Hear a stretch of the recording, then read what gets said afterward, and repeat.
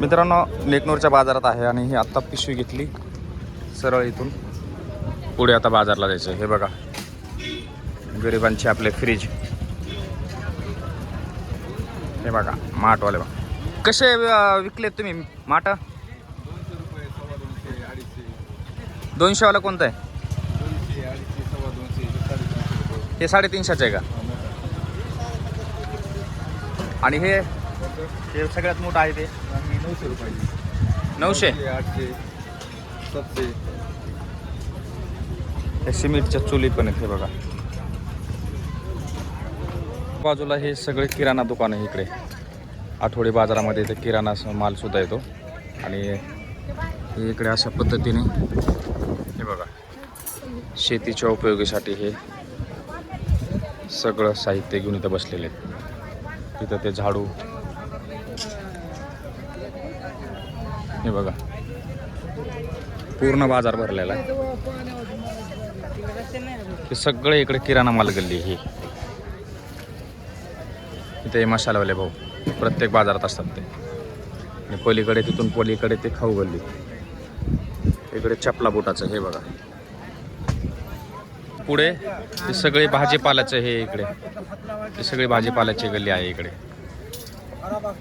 हे बघा भैया भुईमुगाची शेंग कशी दिली किलो? कशी 1 किलो कर बरं.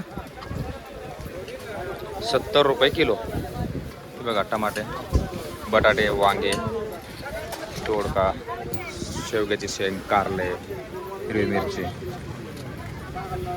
सगळं शेतीमधला माल असल्यामुळे ना गावाकडचं हे खाद्य खूप भारी वाटतं. आणि त्यातली त्यात सगळ्या बाजारामध्ये हा नेकनूरचा आठवडी बाजार खूप मोठा भरतो. जनावरांचं पण आणि बाकी इतर माळव्याचं ह्याचं त्याचा सगळा बाजार हा मोठाच आहे. सगळ्यात कमी दिवस राहिले जातात कलिंगडासाठी. हे बघा हा जनावराचा बाजार आहे बघा. हे बघा इथून पुढे सगळा हा जनावराचा बाजार आहे. इकडं मराठवाड्यामध्ये सगळ्यात मोठा जनावराचा बाजार हा नेकनूरचा बाजार. अनेक अशा प्रकारचे जनावर येतात. एक गाई दाखवतो तुम्हाला, किती मोठी कास आहे तिची बघा फक्त.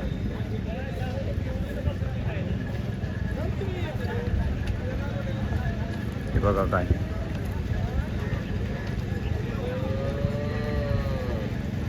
कास बघा. हे बघा किती किंमत असेल अंदाजा लावा. हे म्हैस, व्यापारी, त्या सगळ्यांचं बोलणं हे चालू. इकडं जिथपर्यंत नजर जाईल तुमची तिथपर्यंत हा जनावरच. मसाला इथून गरम मसाला जे घरगुती मसाला वगैरे आहे ही इथून लाईन सुरू होते. ही अशी समोर आपलं चहा बटरसाठी तिथे हे बघा इकडे अशा प्रकारचे दुकानं लागतात इथे बाजारात. सगळ्यात सुंदर म्हणजे हे बघण्यासाठी सावलीमुळे चांगलं वाटतंय. गार सावली आहे ह्या झाडाची. आणि ह्याच्या खालीच हे अशा प्रकारचे यांनी इथे दुकान लावलेलं आहे. शेजारी तिथे ते गरम मसाले जे घरगुती आपल्याला मसाले लागतात ते सुरू आहे. आणि मिरचीचे हे. तर व्हिडिओ इथंच समाप्त करतो कारण उन्हाच्या टेम्परेचरमुळं व्हिडिओ खूप जास्त होतो आहे आणि मोबाईल पण हिट झालेला आहे. नेकनूरचा बाजार चालू आहे. बाजार झालेला आहे आणि संपूर्ण आता बाजार करून घरी निघालेलं आहे.